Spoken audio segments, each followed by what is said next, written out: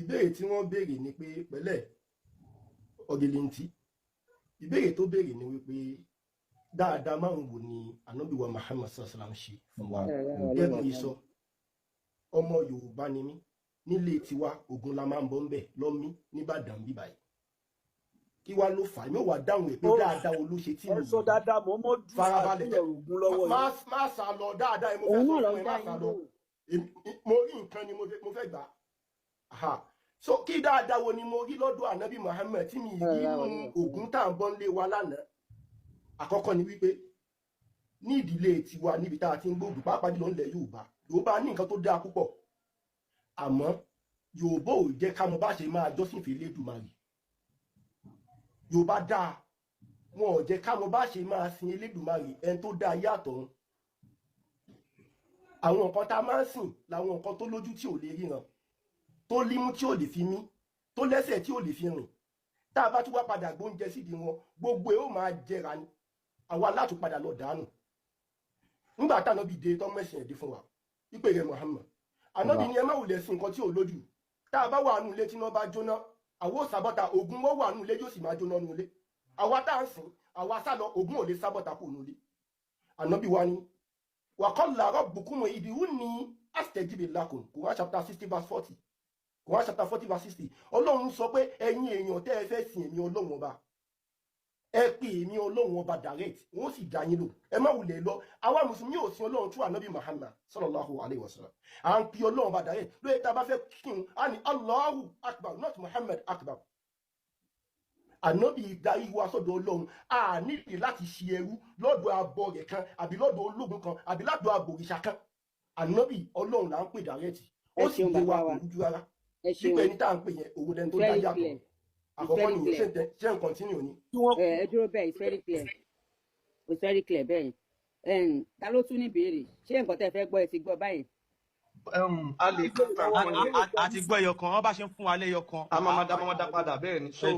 wọ́n sọ wípé ẹ bá wa ṣe kí àkànbí tóbi ọ kẹ́mẹ̀sì tóbi ká ṣàlàyé nǹkan yẹn. ẹ máa gbọ́ wọ́n sọ wípé tẹ̀síwájú ms. àwọn ò kí ń gba ọ̀dọ̀ èèyàn kan dọ́dọ̀ Allah pé àwọn máa ń ṣe Allahu Akbar pé Allah yẹn làwọn máa ń gbé tóbi direct now ẹ ṣe host nǹkan tó sọ fún yín nìyẹn ẹ yẹ káwa wá sọ fún yín kẹ ẹ wá mọ̀ wípé kí lákọ̀ọ́kọ́ Muhammadu ni mùsùlùmí àkọ́kọ́ kí ni nǹkan tí wọ́n ti ń sìn kí ìsìláàmù yẹn kí Muhammadu tó mú wá ǹjẹ́ wọ́n ti ń ṣe Allahu Akbar yẹn ǹjẹ́ Allah ti wà nù ṣìgìdì tí wọ́n ń sìn kí ìsìláàmù tó dé ìyẹn mo fẹ́ kẹ́ lọ mú wá máa wá gbé yín lọ sígbà tí wọ́n fẹ́ gbẹ́ omi Zamzam ibẹ̀ mo ti fẹ́ bẹ̀rẹ̀ fún yín host ẹ lè rí fún ara yín ibẹ̀ Allahu Akbar tẹ́ni ìsọ yìí wọ́n ti ń ṣe ṣìgìdì yẹn inú Kaaba ló wà òun ni Lord of Kaaba ó dẹ̀ wà nù Quran náà pé worship the Lord of this house the Kaaba in Mecca ẹ jẹ́ kí n gbé bẹ̀yẹn jáde. no wọn ò dárúkọ ṣìgìdì nínú nǹkan tó ń sọ wọn ò dárúkọ. ẹ má wọrí ó sì ẹyẹn máa bá wa lọ ṣìgìdì ní àlá ẹ jẹ́ kí ms bá tẹ̀síwájú lọ.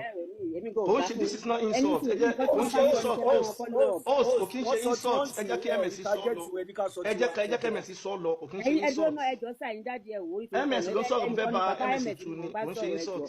ẹ jẹ́ ká máa dáhùn lẹ́yọ̀ kọ̀ọ̀kan bí mo ṣe ń sọ yẹn wọn náà láì tí wọ́n ṣe yẹn wọn ò sọ pé ṣìgìdì kan wà níbì kan bọ tẹ̀yin bá wà fẹ́ wọ́n sọ báwa náà ń gbé nǹkan kalẹ̀ ó máa yọjú máa rún ẹ. akànbí ẹ máa wo ms ti dá wọn lóhùn yẹ kó gbé ṣìgìdì yẹn jáde ó ẹgbẹ́ má bínú mà.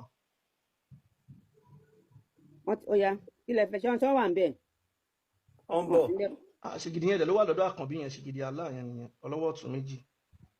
wọn ò sí bẹ́ẹ̀ mọ́ ok tó bá jẹ́ pé.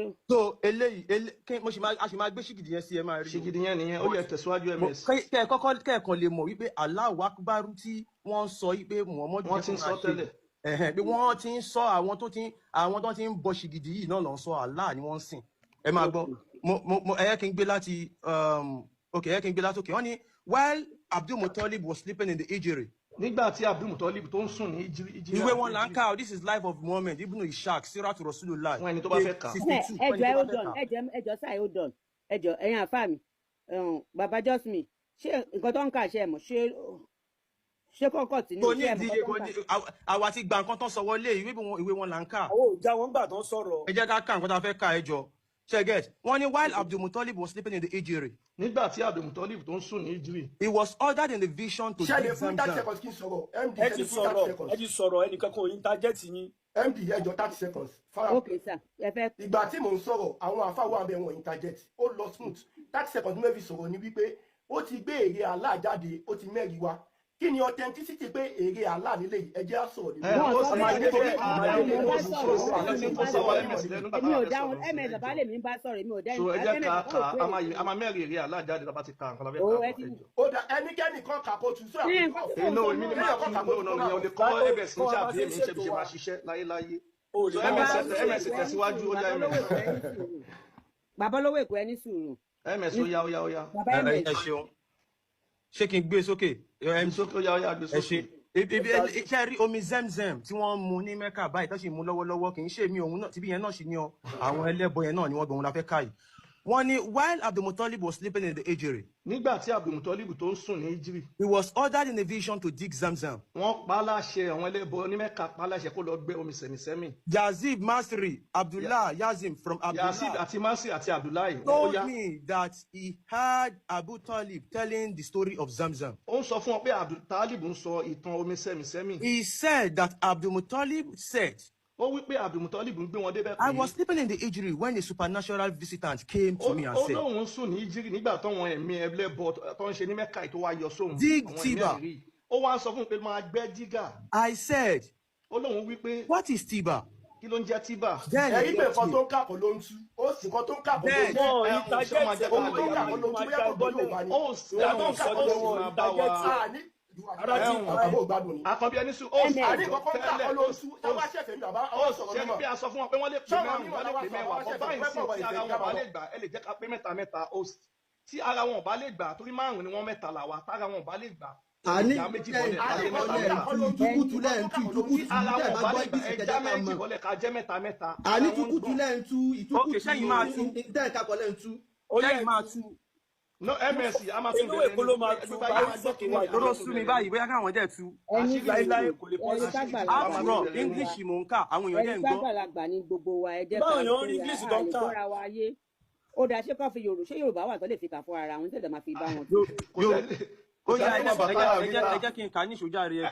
MS pitipiti is that you? Ẹ ṣe sùúrù ẹ kí n kà ní ìṣòjà. Ó ní I went to bed again. MS a máa tún bẹ̀rẹ̀ láti bẹ̀rẹ̀ ní agbódò ọ̀tún kàdúgbò ayé fẹ́ gbọ́ bómi ìtàn sẹ̀mísẹ́mì ṣe jẹ́. While Abdulmutalib was sleeping in the Ejiri. Nígbà tí Abdulmutalib tó sùn ní Ejiri. Ẹjọ́ má bínú hold on. Ṣé Quran nìkan tẹ̀ ń ká àmì bọ́lẹ̀ tí nìkan tẹ̀ ń ká? This is Sirah to Rasulullah. Ìwé àwọn Muslim ni. So ìwé wọn ni. Ẹjọ́ ó ṣe má bínú MS àwa náà fẹ́ pé mẹ́rin ẹ bá wa gbé God ìyàwó ni. No ẹjọ́ ẹ ká tẹ̀ ṣe. No ló fẹ́ pé mẹ́rin ẹjọ́ ẹ ká gbé ní pọ́ìntì kan ẹjọ́. No ó fẹ́ pé mẹ́rin ẹjọ́ MS ẹ jẹ́ kó bá gbé aláwa ìfọwọ́lé. Èèyàn kan ló ṣe sọ̀rọ̀ nígbà látẹ̀kọ́. No mẹ́ta ni wá ń bíbá àwa náà fẹ́ gbé yàn. No àwa náà fẹ́ gbé yàn fún ọdẹ mẹ́ta ni wá. Gbàtọ́ lè gbà á dẹ̀ ń kà wọ́n jẹ́ ká sọ̀rọ̀ ẹ̀yin márùn-ún. While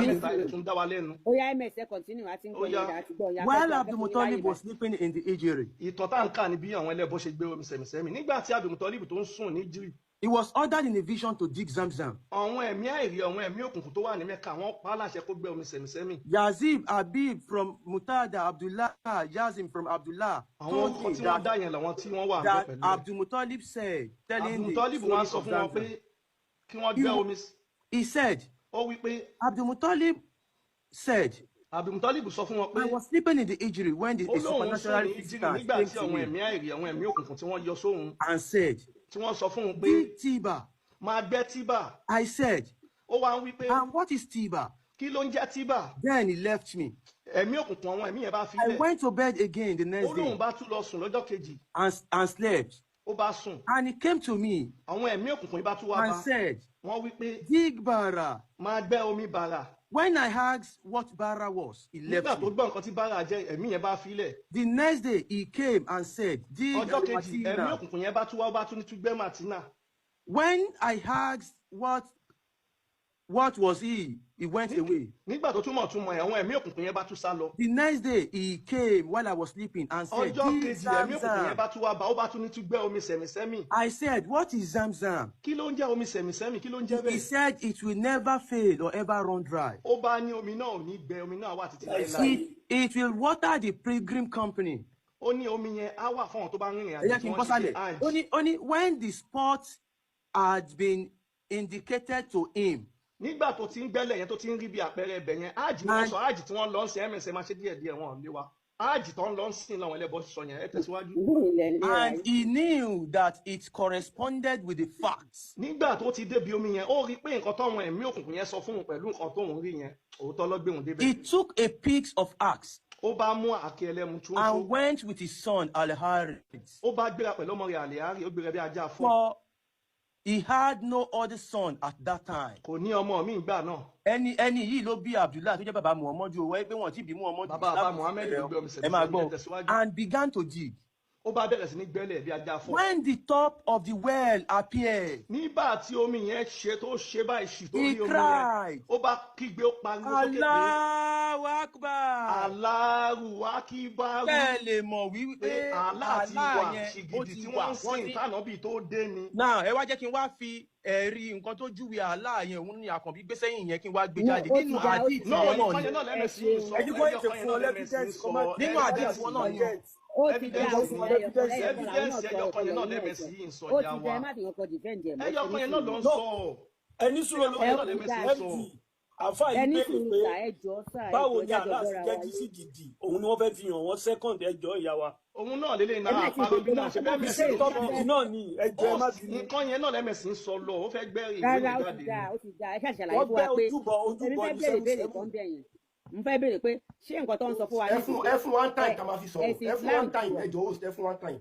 ms ẹgbẹ́ jáde kàkà ms ó yá. wọ́n tẹ̀ ń sọ ni pé ẹ̀sìn Islam ti wà kí anabi Muhammad tó wà. bẹ́ẹ̀ ni wọ́n pààrọ̀ orúkọ ẹ̀ ní bẹ́ẹ̀ ni. ms ó yẹ ká ẹ máa gbọ́ ẹ ṣe sùúrù ìyàwó ẹ̀ bẹ́ẹ̀ ni ẹ máa gbọ́ súnmọ́ àdé 5379. It was narrated from Abdullah bin Amir. Abdullah bin Amir ṣàlàyé pé the prophet said, Muhammadu wípé those who are just and fair will be with Allah most high on the thrones of light. àwọn tí wọ́n ṣe dáadáa wọ́n wà pẹ̀lú Allah lórí ìjókòó mọ́lẹ̀. At the right hand of the most merciful. ní apá ọ̀tún Allah aláàánú jùlọ. Those who are just and fair in their rulings. àwọn tí wọ́n ṣe dáadáa nípa bí wọ́n ṣe ń ṣe adarí wọn. And in their dealings with their families. pẹ̀lú bí wọ́n ṣe ń ṣe adarí lórí àwọn ẹbí wọn. And those of whom they are in charge. àti àwọn tí wọ́n jẹ́ aláàbò fún. Muhammad, one of the narrators, said in his hadith. Muhammadu ṣàlàyé lára àwọn àdìsí rẹ̀ pé. And both of his hands are right hands. ó ní ọwọ́ Allah apá ọ̀tún ló wà ìyẹn eré ṣìgìdì Allah yìí ẹ jẹ́ kó tóbi òun rè Allah rè Allah àwọn tó ń bẹ bí wọ́n gbé kíní kan lẹ̀ Allah kan sí ni. ó dájọ́ ti tán. Asáré fi yẹn pé nǹkan tí wọ́n sọ kán fún wa ní nǹkan dáadáa míì ìyẹn ti kúrò níbẹ̀. ẹ ṣe. tó wá àti rí dáadáa tí Muhammadu ṣe báyìí. Afa Mufti. Afa Mufti ṣe wà ń bẹ̀. ọ̀rọ̀ tí wọ́n sọ tán sì sàlẹ̀ sọ́lé ṣe nǹkan ọba yìí. ṣé kẹ́lẹ́ mi sọ̀rọ̀ nígbà tí ẹ ṣe nǹkan bẹ̀rẹ̀ àbí ẹ ṣe nǹkan lọ́wọ́. now kí Justme sọ̀rọ̀. ṣé mo lè sọ̀rọ̀. ẹ jẹ́ kẹ́lẹ́ mi tún sọ̀rọ̀ ẹni sùn rẹ̀ kàn wọ́n lẹ̀. ẹ jẹ́ kí ó yí. fún Justme dọ̀rọ̀ tèmi àwọn ti fẹ́ kí tàrà wípé Justme bísílà. Nasibu ẹ jẹ́ kí Nasibu sọ̀rọ̀. ẹ jẹ́ kí Justme sọ̀rọ̀ àwọn ti fẹ́ kí tàrà wípé ẹ jẹ́ kí Justme sọ̀rọ̀. ṣé mo lè sọ̀rọ̀. ẹ jẹ́ kí Justme sọ̀rọ̀ wọ́n proof tó wà ní fún wa. Justme ti sọ̀rọ̀. ẹ jẹ́ kí wọ́n sọ̀rọ̀ lórí. ó bá wa tán comment section náà ẹ bá wa tán comment section ẹ jọ. ṣé lórí ilé ẹ̀kọ́ ṣe lè fẹ́ sọ̀rọ̀ lé lórí bí ìbá máa rò. no nípa topic mo fẹ́ sọ̀rọ̀ nípa topic mo fẹ́ sọ̀rọ̀ nípa. mi fẹ́ sọ̀rọ̀ lórí nǹkan tó sọ ni. ok ẹ sọ̀rọ̀ lórí nǹkan tó sọ ni. ẹ jọ. ẹ sọ nǹkan míì tí àná bá ṣe náà. ẹ rí i pé wọ́n gbé èrè. a máa padà wọ́n yẹn a máa padà sórí àwọn yẹn ẹ̀yin ti fún wọn ní nǹkan yẹn kan dáná bíi ṣàwọn tí ọ̀wọ́n dì. ẹ ṣeun ẹ bá wa kọ́lẹ̀. now ẹ ṣeun àwọn kan ní wípé gẹ́gẹ́ bí mo yẹ sọ ọmọ Yorùbá ni mí Yorùbá fi ìdá púpọ̀ ni mo ṣe ń sọ èdè Yorùbá ẹ bá dẹ̀ yí ìmúra mi ẹ mọ̀ pé eléyìí ò ń ṣe ìmúra ọmọ Lárúbáwá ìmúra ọmọ ilẹ̀ Yorùbá náà ni kò dẹ́ ń ṣe ìmúra ọmọ Gẹ̀ẹ́sì ní ìwà ní láti so owó ẹyọ mọ́rùn bíi tajá kọ́ tó mọ̀ ọmọ Yorùbá ni mí láti ìmúra nílẹ̀ Yorùbá ṣe wá rí nílẹ̀ Yorùbá wa dáadáa pọ̀ nbẹ ṣùgbọ́n kò sí bí ló ṣe ní dáadáa. tànà kí wọ́n ní kò sọ ní rojọ́. farabalẹ̀ ṣé ara ń ta ẹni farabalẹ̀. ẹ má yín tààrọ̀ ẹ jẹ́ kí wọ́n sọ̀rọ̀ àkànbí ọlọ́bọ ni. ẹ jẹ́ kí wọ́n sọ no bàbá ẹ má sọ̀rọ̀ bẹ́ẹ̀ yẹn. nílẹ̀ Yorùbá nílẹ̀ Yorùbá dáadáa pọ̀ nbẹ. host ẹ jẹ́ bá wa tán comment ẹ bá wa tán comment host ṣẹ́gbọ́n ẹ jẹ́ bá wa tán comment host ẹ jẹ́ bá wa tán comment bàbá rà fà á kí gbogbo yín ẹ ti yọ tán kó lọ. Justme gbogbo eyín ti yọ tán. Best man in the world. Ẹni tó bá bèèrè fún àgbẹ̀ padà tíyàn bá fún èèyàn kan nù wa a máa bú padà. Àwájà mi báyìí tíyàn bá sọ̀rọ̀ sí wa a máa sọ̀rọ̀ sí wa. Àwọn kankan bẹ nípa àdéhùn bíbá yìí. A ní kò sọ ní yàrá tí Muhammadu ṣe ó dẹ̀ ń gbọ̀n lóhùn. Dima. Ṣé wọ́n ní olùwà ti dàda ẹni wá pápọ̀ lóyún? Just me, sir. Bàbá ẹni sùúrù, bàbá Justme, ẹ hold on, bàbá Justme, ẹnìkan ń pè yín bẹ́ẹ̀. Ta ló ń pè wọ́n? Èmi ni mà. Ta ló ń pè bàbá Justme? Bàbá Justme, ẹ jẹ́ kí n sọ̀rọ̀. Wọ́n ti fẹ́ ṣe ètò yìí, ó ti yà. Bàbá Justme, ẹ jẹ́ kí n sọ̀rọ̀. Wọ́n ti fẹ́ darí ètò yìí ti yàtọ̀. Náà èmi náà lọ síbi ìtàn ilẹ̀ Yorùbá báyìí. Ok, ṣé ẹ ti dé yìí? Létà tá a bá wá jọ mú pọ́ìntì wájà àti àṣẹmáwá yẹ èso ti dé. Àwọn ọ̀lẹ́. Ẹ̀kọ́ kọ́mẹ́ǹtì náà. Ẹ̀kọ́ kọ́mẹ́ǹtì fọ́wọ́n èèyàn ẹjọ́. Justme slot mi lè ń lò yìí. Ẹ bèrè èrè tó ń gbé wá ní ẹ̀kọ́ kọ́mẹ́ǹtì fọ́wọ́n èèyàn ẹjọ́. Wọ́n proof ẹ̀ fún àìjọ. Òun náà mo fẹ́ sọ̀rọ̀ lé lọ. Òun náà ti fẹ́ wọ́n ti fẹ́ ká proof ẹ̀ ní. Wọ́n ti fẹ́ ká proof ẹ̀ ní. Wọ́n ti fẹ́ ká proof ẹ̀ tó ń sọ ní. Torí ẹ̀ wọ́n ti fẹ́ ká proof ẹ̀ ló jẹ́ kí ẹ̀mí àfẹ́ lọ sí tó bá ti bọ́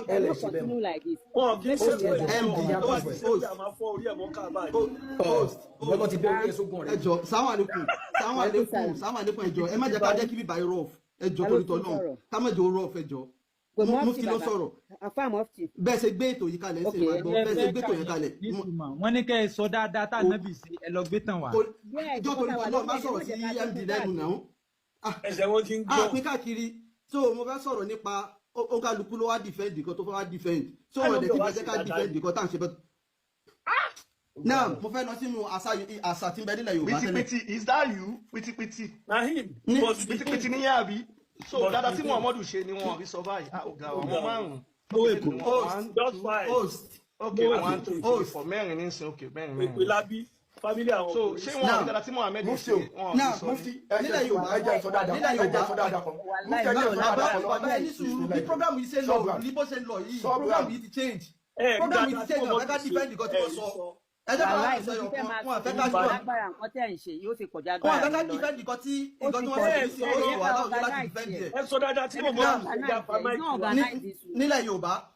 nílẹ̀ Yorùbá bí wọ́n ṣe ń sin òkú àwọn lọ́balọ́ba nílẹ̀ Yorùbá. Ta ló ń sọ̀rọ̀ báyìí? Bàbá sọ bí a ní mo fẹ́ Pìtìpìtì ti wà lára ẹni òkè bá sọ ẹ máa mú control program yìí ni everybody kan sọ̀rọ̀ dada báyìí. márùn tí Muhammadu ṣe ó ti di ọ̀rọ̀ lọ́ba. ó sì ẹni òkè bá sọ ẹ control program yìí náà. Pìtìpìtì is that you? Oríṣiríṣi. Na him. MD ma. Ok sir. Ẹ dákun ṣe. Khalifa no ẹjọ ẹni sùúrù ẹ ti ṣáì látàrí fún sọ kínní kan like this now is like I can't say debate mi fẹ́ sọ ní Yorùbá tó fẹ́ da a fẹ́ sọ̀rọ̀ lórí nǹkan márùn tó da àti nǹkan márùn tí ò da òun la wà lórí ẹ̀ mi ìfẹ́ ká yọ ká tó máa gbà mí ká máa ń sọ ti ara wa àbí ká tó máa sọ nǹkan mi mo ti ní kẹ́yẹ́ kí n dáhùn wọn mo ti gbọ́ àwọn àfáà mi ti sọ fún mi ẹ̀ bá ti jẹ́ kí n dáhùn lóhùn mi ìfẹ́ wàhálà báyìí. Kẹ́rì ma. Ok. MD ma. Kẹ́rì àfáà tó fẹ́ sọ̀rọ̀ yẹn Mufti DR. Ok. Ẹ kí mo sọ̀rọ̀ ẹ sọ fáwọn olówó Èkó ẹ pé bàbá wọn. Ṣé ọ̀rọ̀ ọba la wá sọ bí báyìí sí àbọ̀rọ̀ Muhammadu? Sọ̀rọ̀ bá mo fẹ́ láti everybody. Sọ̀rọ̀ ọba náà. Ṣé ọ̀rọ̀ lẹ Yorùbá la wá sọ àbọ̀rọ̀ Muhammadu? Sọ̀rọ̀ Yorùbá. A bèrè lọ́wọ́ pé dáadáa tí Muhammadu ṣe wọ́n ti sọ ẹyọ kan ó kù mẹ́rin so kọ́ tẹ̀síwájú. Wọ́n ti sẹ́yọ kan ajẹ̀tí ajẹ̀wá mẹ́rin ó kù mẹ́rin. Ẹ ṣe. tó kàn gbọ́rọ̀ balẹ̀. Host àwa tún máa sọ fún yín irun tẹ́yìn kí Ramadan tí wọ́n gbà. Ẹ̀mẹ̀jẹ̀ pamọ́ extra. Okay, dákẹ́. Ok bàbá afa mufti sẹ́yìn lẹ fẹ́ continue another nǹkan ikọ̀ mi táwọn ẹbí mọ̀ọ́mọ̀ tún ṣe jẹun ẹ fẹ́ sọ fún wọn sẹ́yìn lẹ fẹ́ continue. Wọn ò lè rí. Ta ló tún sọ̀rọ̀ ta ló wàhálà àwọn ọmọ ajára wa bọ́ ní ìsìtẹ́bà àti gba tèmi ń bọ̀ wá nígbà tí. Mufti ẹ ti wà mú jẹ ẹjẹ ń sọ̀rọ̀ MD ẹjẹ ń sọ̀rọ̀. Ta ló mi fi ẹjẹ ń sọ̀rọ̀ dáadáa wò. Program yóò wà organize. Okay. Wọ́n ti sọ nǹkan ọ̀kan tó dá nípa ànábì. Àwọn ẹni tó wà níbí báyìí wọ́n láwọn wá defend ilẹ̀ Yorùbá. Mo dẹ̀ fẹ́ sọ̀rọ̀ nípa ilẹ̀ Yorùbá. Ṣé ó yẹ kí problem wà bí yẹn ni? Kọ́ bá ti lé evidence. Okay, Mufti no. Èmi náà ni mo. wọ́n sọ pé nǹkan tá à ń sọ̀rọ̀ lé lórí ní tèmi ní kẹ́ ẹgbẹ́. àlè ẹ fà gbà host me ẹ jẹ́ host àlè ẹ fà gbà ká sọ̀rọ̀ nípa ìsìlámù nìkan àbòsí nìyẹn nǹkan tí wọ́n gbé dání a máa sọ̀rọ̀ nípa ẹ̀ wọ́n máa defend ẹ̀ nǹkan tá a gbé dání a máa sọ̀rọ̀ nípa ẹ̀ wọ́n máa defend. bàbá tẹ bá fẹ́ kóòtù mi ẹ̀yin àwọn Yorùbá máa ń sọ pé ẹ jẹ́ ká pé kinní kan ní kinní kan. bàbá àlè pé kẹ̀dẹ̀ tí ń dá wọn lóhùn èsì sí káwá ẹ̀sùn wá jù ní fún wọn. ó sì ṣàwọn tó Yorùbá lẹ́yìn náà. ẹ jájọ máa ṣe lẹ́yìn ọkọ̀ wọn fẹ́ káwọn máa lọ torí àsìkò. wọ́n fẹ́ wá ba ìran Yorùbá jẹ́ àrùn bí àwọn Yorùbá ni wọ́n báyìí. òkú sísìn nílẹ̀ Yorùbá lápá fẹ́ sọ̀rọ̀ nípa ilẹ̀ Yorùbá yín tàbí gba Islam. ẹ wo máa kúrò nípa ìjà rẹ̀. mufti bàbá afa mufti. ó sì àwọn òkè gbà bẹ́yẹ màá ẹni tó wá bá yín ni ẹ jẹ́ owó Islam kò ní lè sọ dáadáa mẹ́rin tó kú àbí tí Muhammadu ṣe. máa sọ fún yín. bàbá tí ọ̀rọ̀ bá wá bá yín a máa sọ yẹn lọ́tọ̀ alọ́rọ̀ Islam làwa sọ dáadáa wo ni mo. àdá sọ̀rọ̀ nípa ilẹ̀ Yorùbá tó àbí kò sí nǹkan dáadáa kẹta tó wà nílẹ̀ Yorùbá. ọmọ Fúlàní ni bàbá sọ dáadáa wo ni Muhammadu ṣe ó dẹ̀ di ọ̀rọ̀ ọlọ́ba dé. dáadáa wo ni wọ́n ti pa nílẹ̀ Yorùbá dáadáa wo nílẹ̀ Yorùbá tí wọ́n ṣe jẹun fún ẹ̀yin tó sọnù ẹ̀wà dáadáa wo ni èmi máa kúrò bí wọ́n búra kí ni báyìí. bá a lè máa lọ báyìí kò lè máa lọ báyìí tá ló wá fẹ́ a lè máa sọ báyìí kó yẹra wa ẹ jẹ́ ká gbọ́ra wa yé à ń ṣe bébì. ẹ jẹ́ ń sọ dáadáa kan fún wa. ok bàbá. lára dáadáa tánà ti ṣe ni pé lánàá kó tó dé ní. bàbá ẹjọ́ dúró ẹjọ́ sáà dúró ẹjọ́ tí wọ́n bá ti sọ nǹkan kan sìn èèyàn kan ni kó dá wọn lóhùn yàtọ̀ àwọn nìkan ló ń sọ̀rọ̀ nsìn èèyàn kan ni kó dá wọn lóhùn tẹ́lẹ̀ mi bá fẹ́ tún sọ̀rọ̀ kó tún sọ̀rọ̀ ẹjọ́. ìyàwó ajá náà sì máa ń wà àwọn àdè máa ń lò tàbútà ns gbọ́ yóò bá fọwọ́n náà bá fẹ́ interpret. no ẹni kọjá ẹ sọ èmi náà fẹ́ ṣe láì bó ti máa ṣe láì balẹ̀. Oya jẹ́ ẹ sọ̀rọ̀ báwo ni jẹ́ ẹ sọ̀rọ̀. Justme oya. dáadáa tá a rí tá a fi gba Islam lára dáadáa tá a rí tá a fi gba Islam òun ní pé lánàá nǹkan tá à ń ṣe ilẹ̀ Yorùbá tí wọn mọ̀ pé kò dá lánàá ni pé àwọn obìnrin wọ́n rẹ́ wọn jẹ púpọ̀ débi pé nílé ọkọ obìnrin kò kí ń jogún wọ́n máa ń jẹ mogún ni tó bá níyàwó tí ọkọ wá kú ìrẹ́yà pé wọn ò ní kọ́kọ́ fún pọ́pátì kankan ní pọ́pátì ọkọ ẹ̀ wọ́n tún wá jẹ mogún bóyá àbúrò ọkọ àbí àbúrò ìyàwó yóò wá jẹ mogún obìnrin yẹn ò ní ṣe kankan àmọ́ nígbà tí Islam dé tá a fi nígbà Islam yìí lẹ́sìn òun ní pé Islam jẹ́ kó yé wa wípé obìnrin ò kí ń ṣe property èèyàn làwọn náà tí wọ́n bá wá jẹ́ pé kíni tó bẹ́ẹ̀ pọ́kọ́ wá kú obìnrin ní ṣe ó kọ́kọ́ ní ẹ̀tọ́. bàbá yìí sọ pé Islam sọ pé àbí ànábì ló sọ pé náà Islam sọ pé o. alukore àní sọ pé obìnrin ó ní ẹ̀tọ́ láti gbanú property ó ní iye percentage tó gbọ́dọ̀ gbanú property ọkọ ẹ̀ tó bá tún wá rùn bóun ò fẹ́ nìkan kan nú ẹbí ọkọ ẹ̀ ó tún lè lọ tó bá yẹ kó tó wá fẹ́ yìí míì nínú family ọkọ ẹ̀ wọ́n ti ṣẹ̀ṣẹ̀ ṣe ní káàmì ìfún ni wọ́n ṣẹ̀ gbé níyàwó mi kò ń ṣe kó jẹ́ property wọn. ẹ má gbàgbé evidence o ẹ má gbàgbé evidence o ẹ má gbàgbé evidence. ọba sọlá gbáwa ló máa bèrè evidence. ta ló interrupt ta ló tún sọ̀rọ̀ ní ìsìn. lára dáadáa tá a rí àwọn ọmọ ẹrú tẹ kó sí ibà yìí náà ni lára dáadáa tá a rí. ẹ má sọ bẹ́ẹ̀ sí àní ẹ̀yin náà àgbà láti ṣe gbọ́rọ̀ pònú lẹ́nu.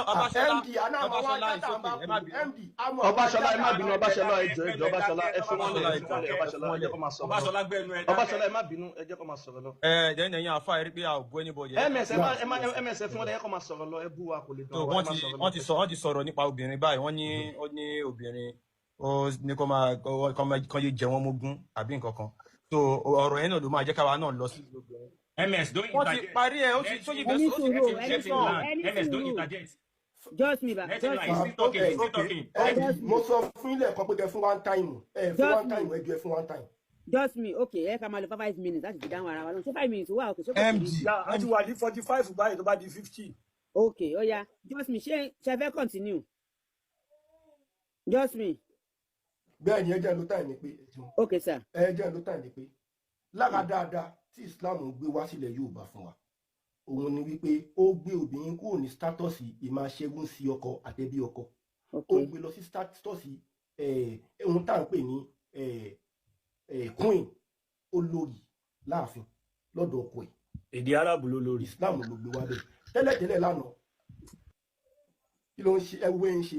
and ẹ máa fèsì náà ẹ máa fún yín ẹ máa ń tọ́ anybody ẹni tẹ́ bá ti fèsì sẹ́yìn ẹni pé nǹkan tó sọ ò ní answers nìyẹn ẹ máa fèsì.